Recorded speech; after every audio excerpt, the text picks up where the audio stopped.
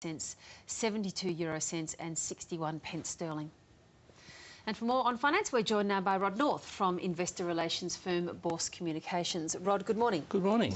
The RBA minutes, so the minutes of that meeting of the Reserve Bank governors, they're out today, are they? Yes, they are out today, and I think they'll be very eagerly awaited because it's going to reflect some very significant thought process that the Reserve Bank board went through in deciding to actually put the cash rate up 25 basis points to 4.75%. Many economists and commentators at that time, of course, were all thinking that we wouldn't see it increase at that time. In fact, I think the only one that was right was Neil Woolrich, actually, who you interviewed just before that. And he keeps reminding us. As I'm sure he will.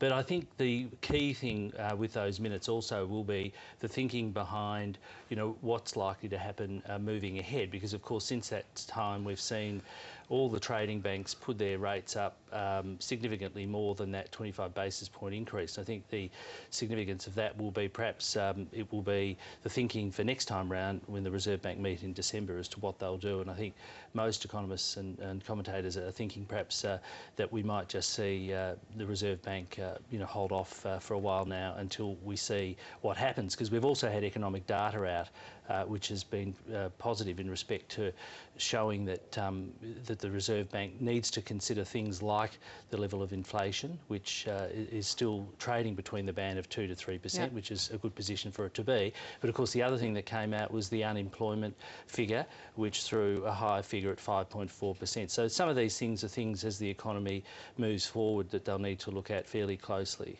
in their decision process. Now, just to add further to the bank bashing debate, the Commonwealth Bank, I suppose, in an episode of poor timing, released its very lucrative quarterly earnings yesterday. Yes, you know, to see a $1.4 billion increase for the quarter, of course, again, sort of pours a little bit more petrol on the fire. But I suppose one of the key things, you know, that people are focusing on, of course, is that the difficulty we have with the banks is because they're all listed, you know, they've got that need to perform for shareholders. And I think that what we need to see is, you know, other institutions coming through, and we may even see this you know, with the reason for the AMP making another bid for AXA Asia Pacific, because that will, in fact, if that deal comes off this time, and this is the third bid, that creates a situation where it will create more competition in that market for superannuation funds and the whole sort of funds management industry which competes against the banks. I think that's what people are looking to see. Is that the only solution to this problem that you can see? There's absolutely no regulation that can really be introduced, none of this raft of measures, as Joe Hockey mentioned, really just hoping for some more competition in the sector. Well, it's creating competition, but I think what we need to see is we need to see an entity that's not a listed company. So perhaps that needs to be a bank supported by the government, which then isn't driven, you know, to be making... Or a condition of the merger? Or a condition of the merger, that's right. Can you do that? Could you actually prevent a company from in the future floating?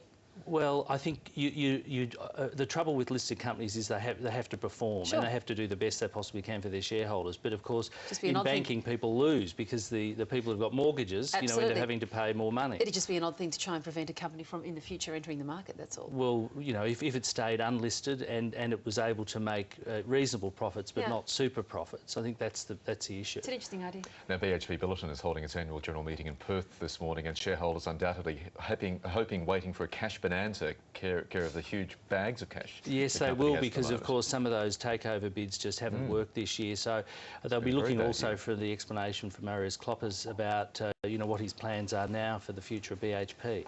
Now, the share market today. What do you think's going to happen? Share market today, off the back of Wall Street, with those retail sales figures coming in for the 4th consecutive month, that's given a boost to the US market. So we should see our market up, you know, about 20 to 30 points today, I would have thought. Rod North, good to see you. Thank you. Thanks very much. Now, coming up on the program, Aung San Suu Kyi on